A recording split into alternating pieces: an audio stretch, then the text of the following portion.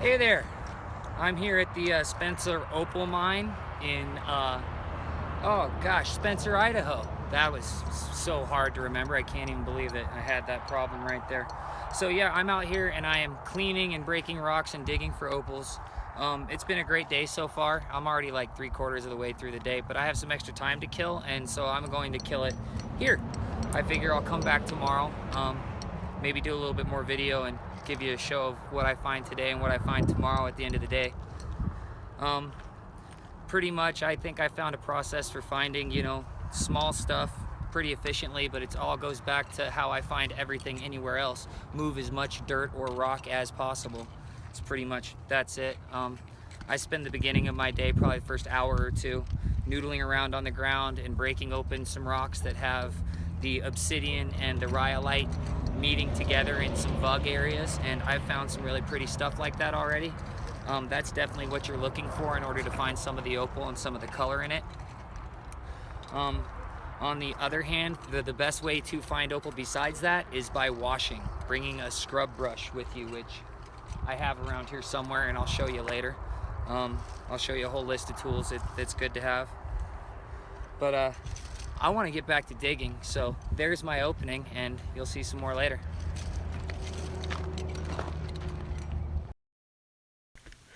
Water and buckets are supplied at the Spencer Opal mine.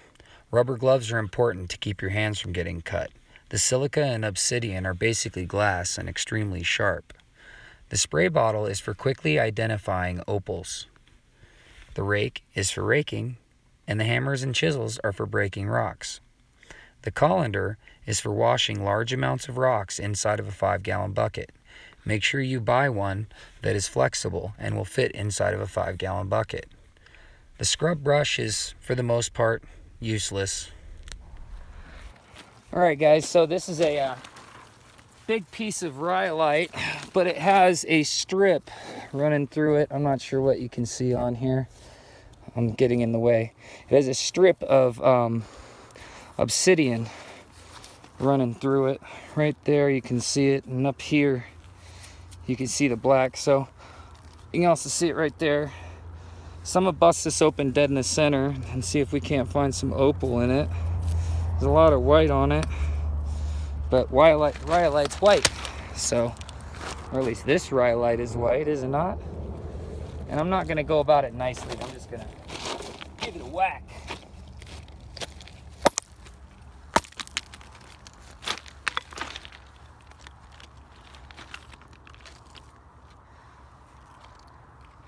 And I got nothing but rhyolite and glass in a bud there.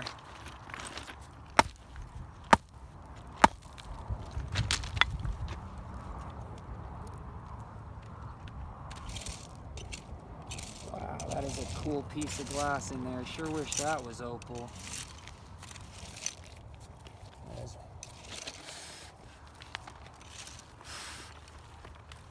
What we got going on right here? Nothing spectacular, but that's pretty cool looking.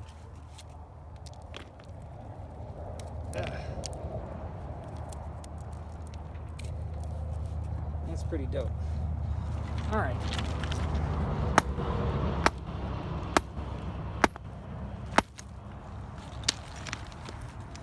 And, well, I guess the problem is there wasn't really any obsidian in there. It was just some black on some rhyolite.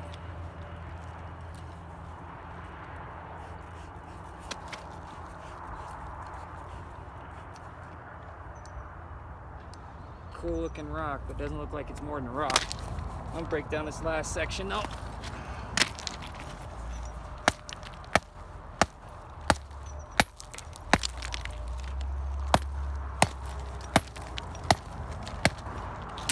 All right, I'm done pounding on that because it's working. So I've been noodling around, but our friends over here have been digging for about an hour, maybe an hour and a half, maximum. That's like a maximum time of an hour and a half. And this is what they pulled out. Actually, I should not zoom in. I should just walk up on it. And let me hold that, sir.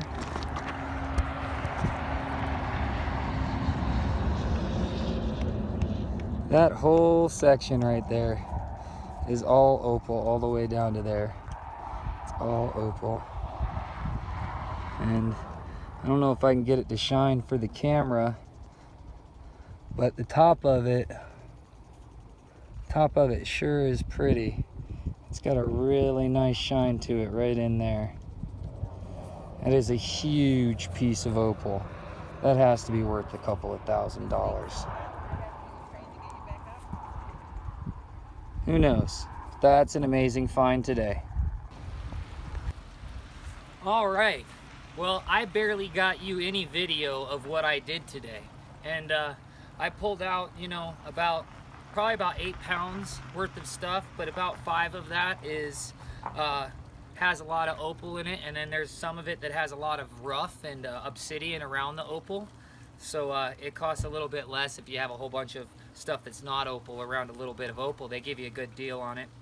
But I mean, at $10 a pound, you can't really get a better deal where you're going to find something as precious as opal and as pretty.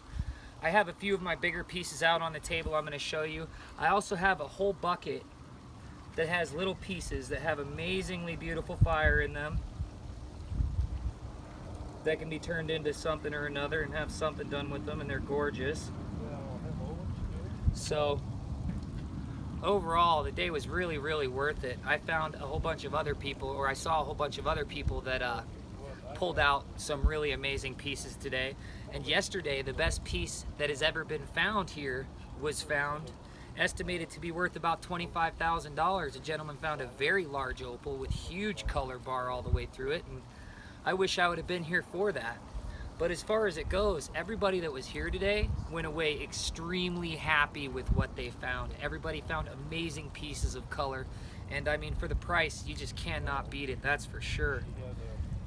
So tomorrow I'm coming back again because I had a great time, and I will show you some of the tricks I've learned between the two times that I've been here. Noodling works fine, it does, it works good, but if your eyes aren't adjusted to what you're looking for and you're not very good at seeing the color, you can go all day noodling and not find anything. I have a couple of processes for you that if you were to do my processes all day, I guarantee you are going to find some color. At least a little bit, if not a lot, because I tend to come out with a lot. I like lots and lots. So that's it for day one. I sort of slacked on the amount of video I did, but gosh, I was so gold fever hungry for that opal. I love opal. I'm an opal-natic at this point, I tell you what. So I'll see you tomorrow from the Spencer Opal Mine again. Yay, opals! Oh, I'm not going anywhere yet. I'm going to show you some of the stuff I got today, but not all of it, because I'm just not into breaking it all out again right now. So, your loss. So these are the bigger pieces that I found today, and my bucket full of littler pieces. About 3.5 pounds of littler pieces. And let's see how much fire we can get the camera to pick up, because there's fire definitely in these. Of course, like usual, I cannot tell if the camera's picking up any of the color. I hope it is, because the piece is definitely flashy. Get you another one.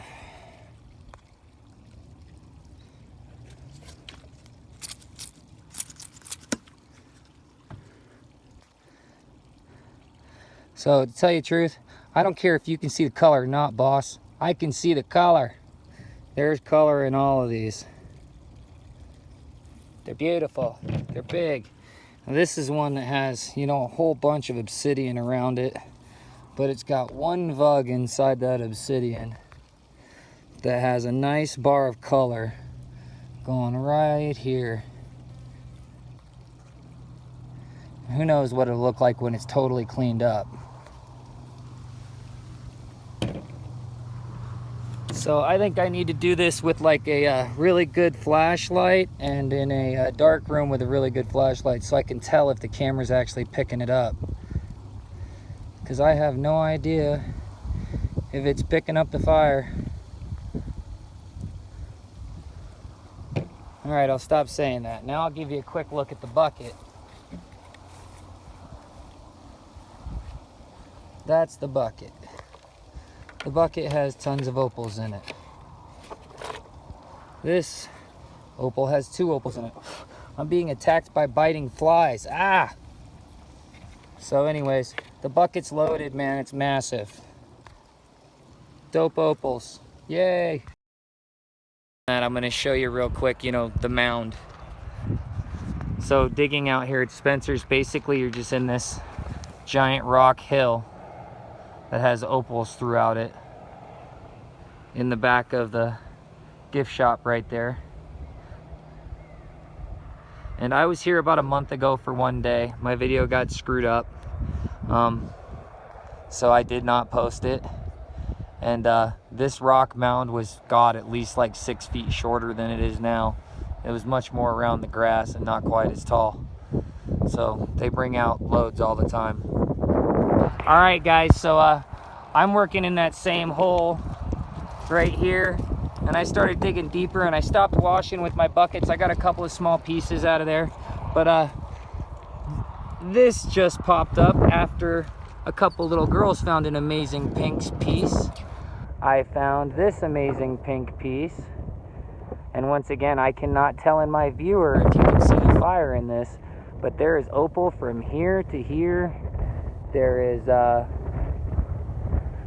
opal right here, and I'm not sure, I can't tell in the viewer if it's picking up any of the fire, but it is super, super fiery pink opal. And there's a nice sized piece, and it has glass crack that runs the whole length of it all the way to the back. So maybe I have me a really big monster here. I'm seriously hoping so, because I mean, I see opal all over in this piece. Look at that. Look at that. If that's a pound, that's a good 15 bucks right there. It's a good 15 bucks. Here in a second, I'm gonna show you a couple of little girls that found some really cool pink opals already too, man. They've only been here for not even 30-40 minutes, and they're killing it. Hey guys, I'm here with my 2 new friends, Haley and Tessa, and Haley and Tessa have found a couple of really cool specimens, a couple of fire opals. How'd you guys find those? We just looked like, we didn't dig, we just more looked on the top, because I found, I think, one of these just literally sitting there, and then I just grabbed it because it looked red and like a, I don't know, like an opal, and then I think a little bit dig for this one. I don't know. So you found both of those while you were surface collecting? See, so in just about 15 minutes, these girls found a couple of really nice pieces just surface collecting. And I'm gonna give you a close-up of that right now. This is the second one she found. It's got a nice line of color in it right there along the edge. Oh, watch out, you're in the camera angle. I'll give it back to you in a second. So once again, I can't tell if you're picking up any of the fire here, but we can see it, totally see it. And this one, she's got a really nice color bar in, and she found this just surface collecting. Just noodling, man. So I mean, for the price, this place is really, really worth it. Everybody seems to find opal unless they're just not looking very well. And there you have it there. All right, so one of the methods that's really worked great for me to find almost all of my big stuff this weekend has been raking. Raking has, you know, just basically turned stuff over and made it to where I can see some of the rocks and what they're consisted of, and decide if I want to wash them or rinse them or not. That's how I just pulled out that big pink opal, was just by raking. You found one with green sparkles? Yeah. They're really faint, but if you look really closely, you can sort of see it. I'm not sure about that. Oh yeah, on the side you can, you're right. Back up, guys, you're gonna cave in my hole. Thank you. So I mean, I'm not just like raking everything out, I'm more raking it up to the top and making a berm right there so I can go through it and look for stuff like this that just came out, which has the indicators that it could have some opal growing on it, but it doesn't.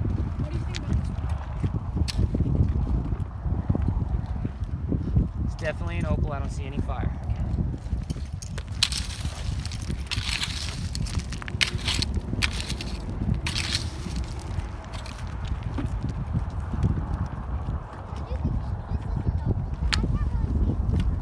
always looking and checking at everything I'm bringing out, though.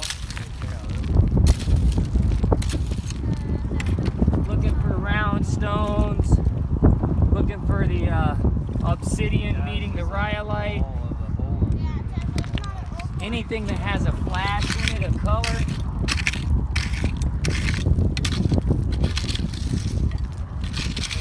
And then it sort of serves as a dual purpose because I have a bunch of these fresh rocks I know nobody else has really gone over to wash up and see what kind of color's in.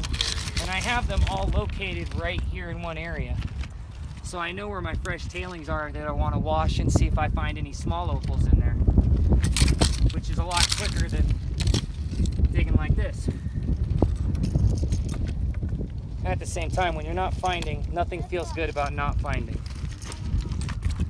Everything feels great about finding. Yeah, it does.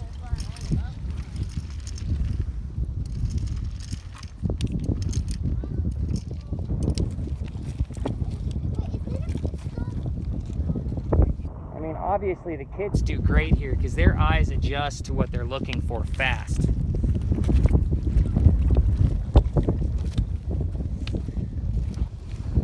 And I'm going to keep pulling stuff out of my hole, but not on camera because who wants to watch 10 minutes of nothing? So this big boulder used to be in front of the cafe in the yard, and it started cracking and getting old and falling apart a little bit, so they put it out here for somebody to break apart, and that's what we're gonna do. Me, yeah, me. You're just gonna watch. But I'm gonna get on that right now.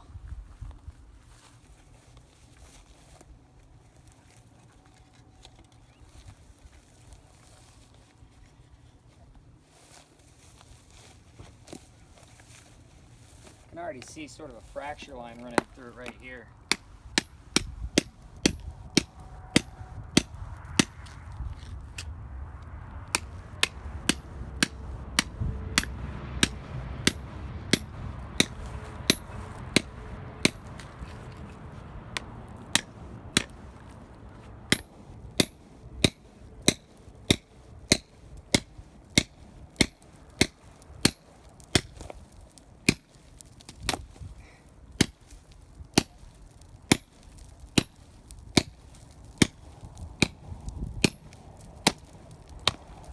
Look at it go.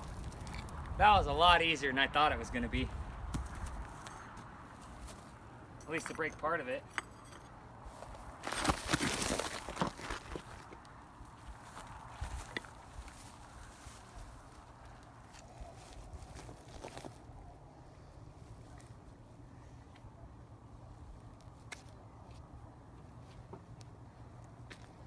Well, there ain't nothing obvious in that giant thing.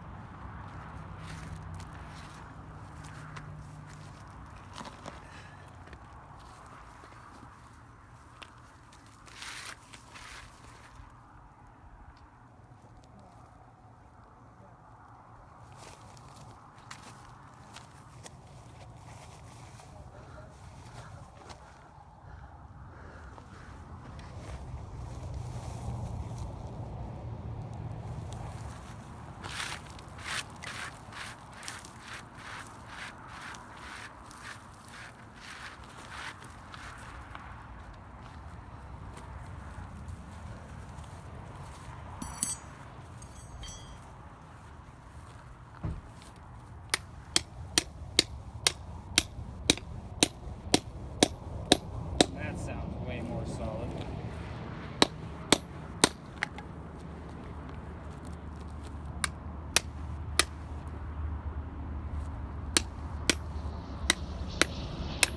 Looking at the big half I just cracked in half, I would say this is probably a giant waste of time.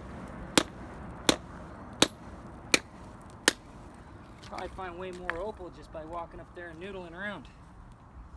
Can you hear me?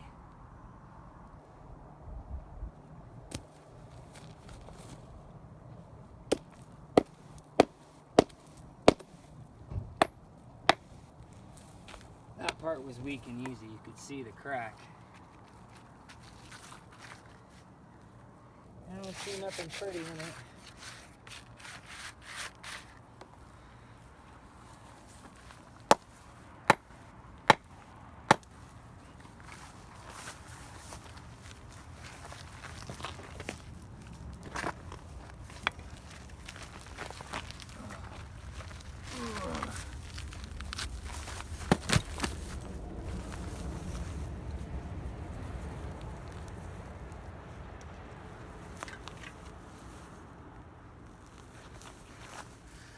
All right, that came apart way easier than I thought it was going to.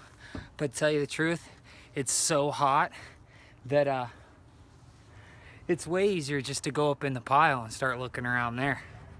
Not near as labor intensive or as hot. And I can be dunking my hands in cold water every couple of minutes. So screw this.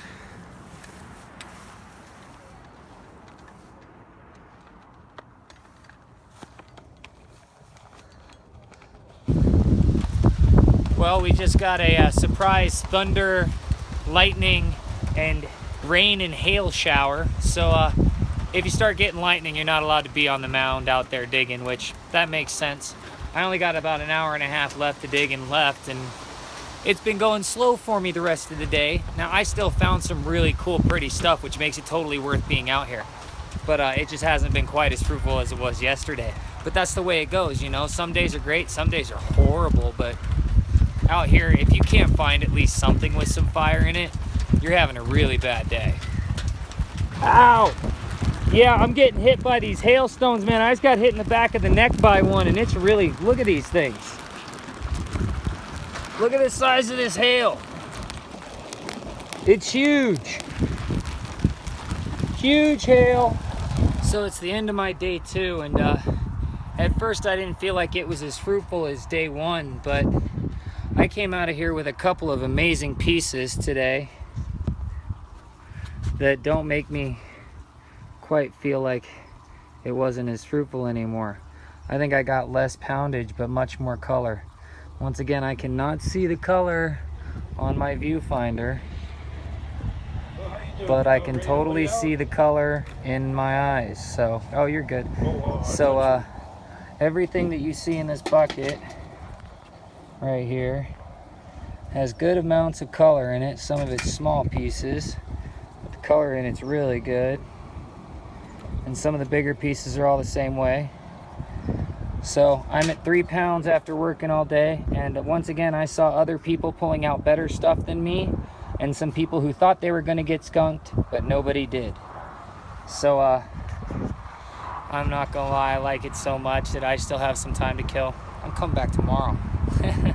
Peace. So at the end of day 2, I got 3 pounds worth of emerald or opal rough today, and one of those pieces in my mind is worth at least $400 once cleaned up. Minimum $400, probably a lot more once it's turned into jewelry. So I love this place. I have a little bit more leeway to spend, so I'm gonna spend it here tomorrow again because I'm addicted to opals. I have an opal problem. Bye.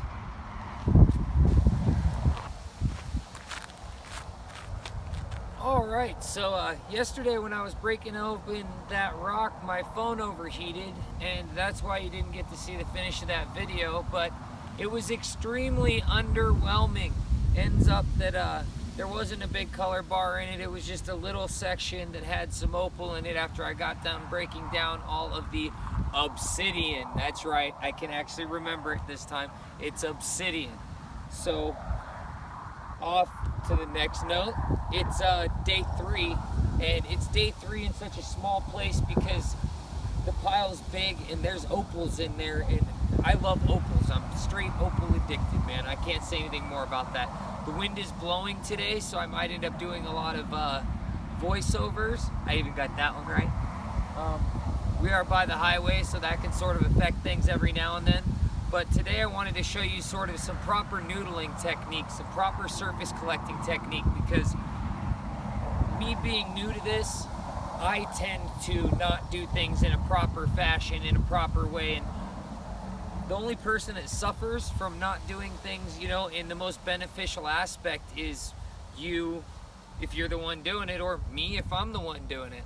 So we're gonna go over how to really find stuff when you're just looking, and it should be extra easy for me this morning because it rained yesterday, and it rained again right as we were getting kicked out. You know, it was over, not getting kicked out. The day was over inside the pit. You know, it ends at 5 o'clock. So yeah, noodling's going to be it today. Not the only thing, but that's definitely going to be something we're going to be going over. You know how to use a rake, and you know how to dig a hole. So, oh, one other thing. The bucket. The bucket was not releasing the water fast enough, even though I was finding some pretty cool color. So, in dealing with that, I stopped by a store last night and I found a plastic bendable colander. So a strainer, you know, that you would use for salad or spaghetti or something like that. So that should let the water out a lot easier, and I'm thinking I should be able to go through stones even faster. So I'll get some video of that today too, and you'll see how that works out. I wonder how bad the wind's blowing right now in that microphone.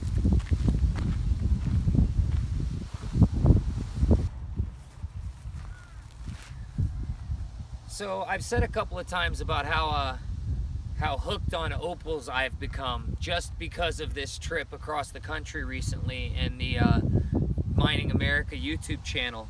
One of the things I haven't actually talked about is the difference between the Virgin Valley's opals and Spencer's opals and most of the other opals around. Some opals tend to have a high water content. From what I read, sometimes up to 30% water. So what happens if you have an opal that has 30% water, or even way less water in it than that, is that when it's exposed to the air, the water dries out and the silica is left with air pockets inside of it, and the glass basically collapses and cracks and fractures.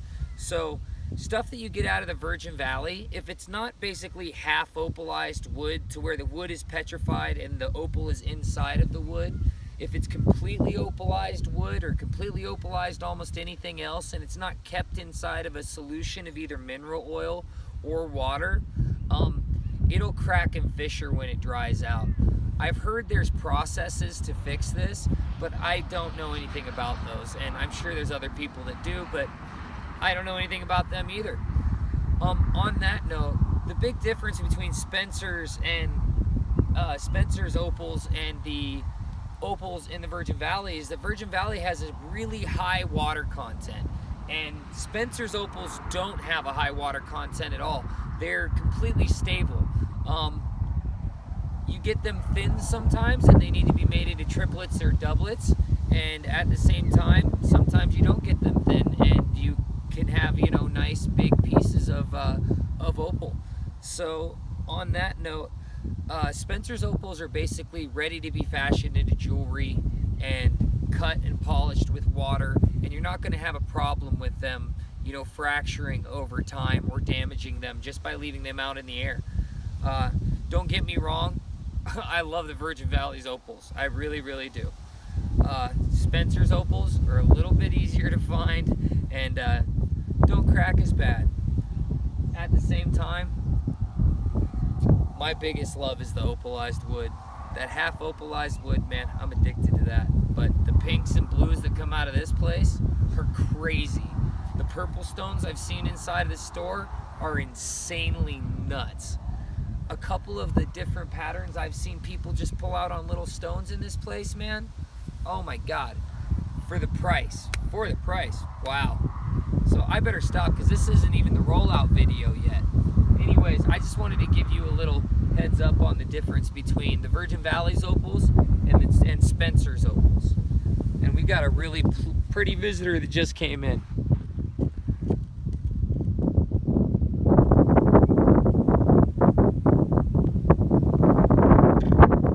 That's a birdhouse.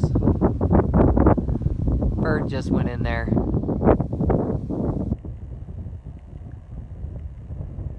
See?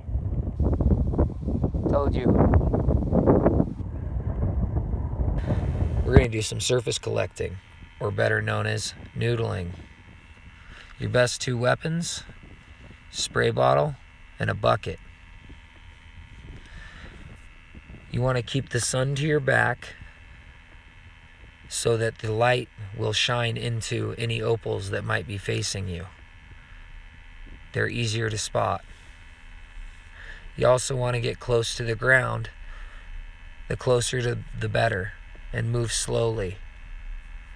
The kind of rocks you're looking for to hopefully find opal in are anything that might be round, might be a piece of a geode that has opal inside of it. You also want to look for any pieces of rhyolite and obsidian sitting on top of each other. The opal will seep into the rhyolite and into vugs, and the obsidian will keep the opal from moving any farther. Also, I like to look for red stones that look like they might have vugs. That will tend to have pink opal in it. Don't forget, keep the sun to your back when you're looking in for the fire. It's much easier to see if the sun is to your back. I found a lot of amazing pieces noodling, especially right here. A lot of the pieces I found were probably found it so easily for me because it rained the night before. Don't forget to bring a bucket of water with you on top of the hill. Water is your best friend when looking for opals, and the Spencer Opal hill or mine is no different. Having a spray bottle and rinsing rocks is very important. You are going to find a lot more if you're actually rinsing rocks than just looking at them. Just a little bit of mud can cover up a whole lot of fire.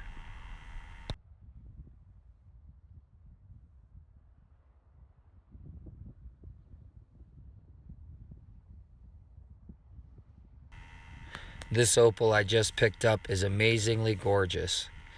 I'm going to show it to you here in a second. It's pink and has all kinds of fire through it. Can't wait to see what kind of stone can get cut out of it. And as soon as I found that one, I was hoping I would find another big one right there. Well, it wasn't right there, but not too long after that, still noodling around, I found another amazing piece.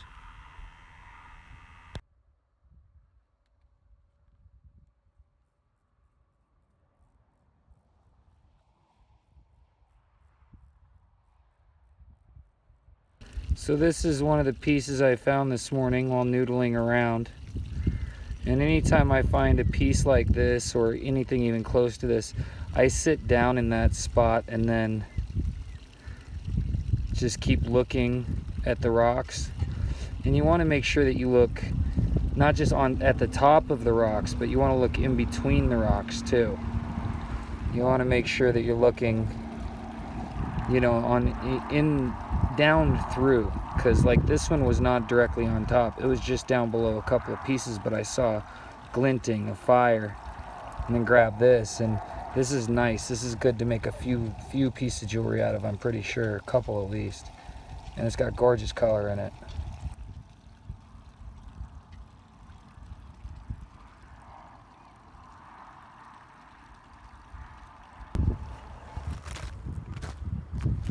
So once you've walked around and you found a piece, I always like to just sort of cop a squat and pick around in the stuff around it, turn over the rocks that are in the area. I tend to find more than one piece at a time. Not that they're all fantastic or anything, or that they all have color, but I'd hate to find one piece and move on from that area and watch somebody else find another really big piece right there on top of it, when I just could have sat there for a minute and scanned and picked through the rubble. But I had a pretty good day noodling. I found about 4 pieces with color in them, probably about 12 without. I've already moved on to my next little idea that I'm going to show you, which is better than the bucket, and I've already found 2 amazing pieces. In about 15 minutes I found those 2 amazing pieces. So I'm going to take you over there and show you that idea now.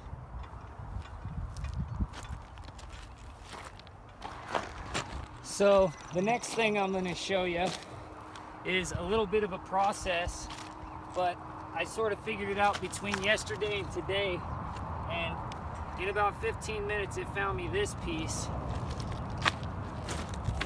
And it's got pink opal. It's got pink opal running all right there. And it's got white and pink opal right there. And there's big green fire right above my thumb. I don't know if you can see it from your angle, but there's big green fire right there. And I can even see fire higher up in the rock a little bit and coming all the way down here. So I know it's not supposed to open up anymore, but going at it with a Dremel tool or a rock saw might expose a little bit more opal hidden in that layer right there, because it is a layer. It's definitely not a vug, it's definitely a layer. And I can see a little piece of glass peeking through right there too. So that's a hell of a find. I got another one I found too, but it's put away already. So I'm gonna get to showing you the process I came up with. So the first thing I did is I came to the top of the hill and I looked around where everybody'd been digging and where their holes were and where I thought the bucket might drop fresh loads of dirt. And I picked the highest spot. After I picked the highest spot, I took my rake. And I just started trying to pull the rocks out from the dirt and separate the two to where I have a nice hill of rocks. And I just sort of throw the rocks over the top of the hill, keeping the dirt on the other side.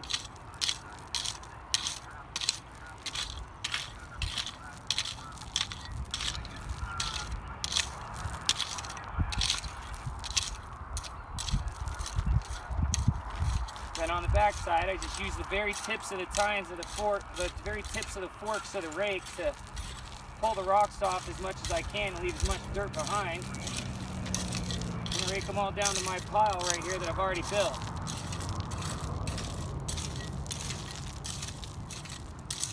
So now I've separated a huge amount of dirt out from stuff that could very well have some color in it. I should have turned the microphone this direction. That would have been smart.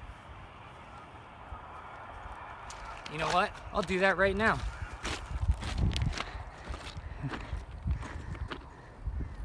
So what you can see right there is that I have a nice pile. I get to guess if you can define it between all the other rocks, because the rocks got rained on last night. I have a nice pile of semi-clean rough right there. So first thing I'm going to do is I'm going to take the colander and fill it up. Colander I got from the most accursed Walmart for $1 or $2. I'm just gonna go ahead and throw random stuff in there and shake it out.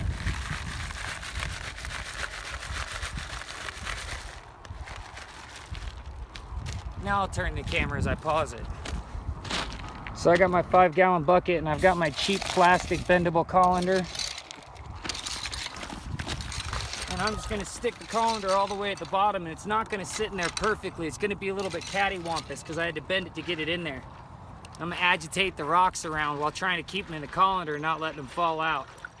I'm just trying to break off any tough soil real quick. I don't want to take too long cleaning them because who knows if there's anything in there. Pull it up, sit it on the edge. Let me focus on the top of that bucket.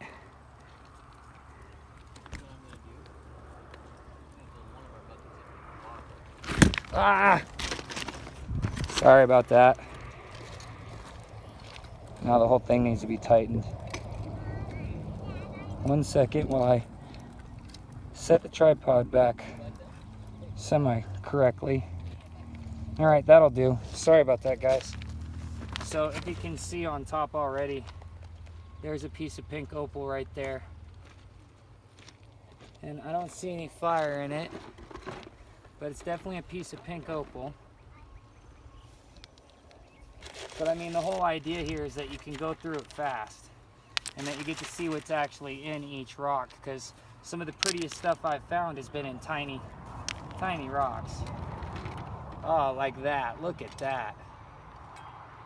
Isn't that beautiful? Can you see that green fire right there? So it's tiny, But for somebody to collect, that's not a problem. Or to take chips and make a piece of jewelry or art out of. Not that I'll do that, but point stays the same. And I honestly just go through this and get rid of anything I don't see being good. It doesn't take very long to see color. The sun is right above me. One of the other tricks is, just like at any other time you're looking for opals, keep the sun to your back. Unless it's right above you, you'll see the color easier. It'll be shining right inside the stone.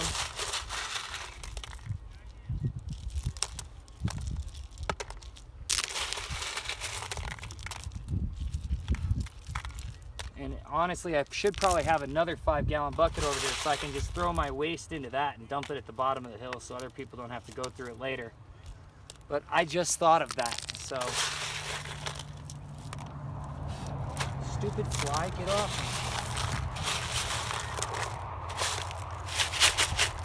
me. Yeah, sometimes these flies come out here and just get at you too, man. So I don't see any other color in there. I found that one pink opal and this little one with some amazing fire. I'm gonna keep shaking and I'll turn you back on as soon as I see something really good. So I was having a bit of a dry spell, and I asked one of the employees, Leo, if he could help me find some fire. And 30 seconds later, he pulled this out and handed it to me as he was spraying it off. I'm not even sure if he knew what he was handing me as he was spraying off, and I reached and ripped it out of his hands, obviously, because look at it. It's amazing. Good job, Leo. Leo killed it on that grab. But this is the day's haul, except for a couple of pieces. Out of the 5 pounds I started with color in it, I whittled it down to 2, which means I had a lot of pieces that had color on them, but there was a lot more matrix than opal. Whoops, you can't even hear that.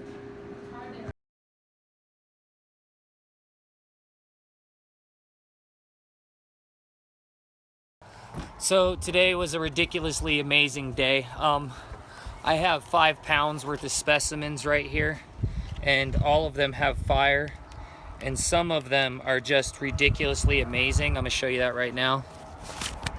We'll see how much color I can get to come out on this video, but this piece I'm putting on top right here, this is gonna be ridiculous for a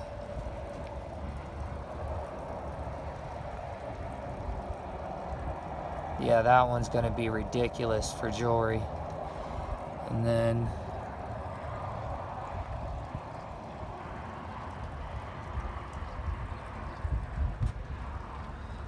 all of these have color in them.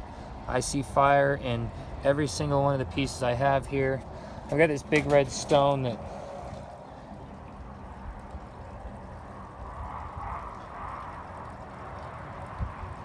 it's got some fire in it, even though you guys can't see it.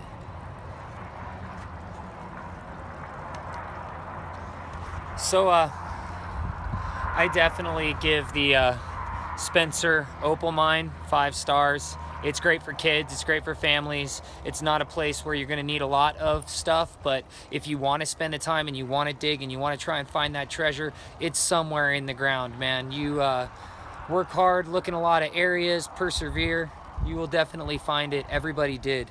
The staff is friendly. They have gas right here on site. They have a restaurant right here on site.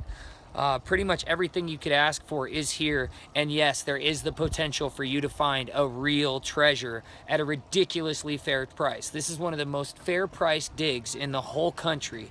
And I don't know how long it's gonna stay like that, but you should take advantage while you can. So 5 stars, make sure you visit. Click the links that you'll find on the Facebook page. Share, subscribe, like, buy some stuff off my Etsy store.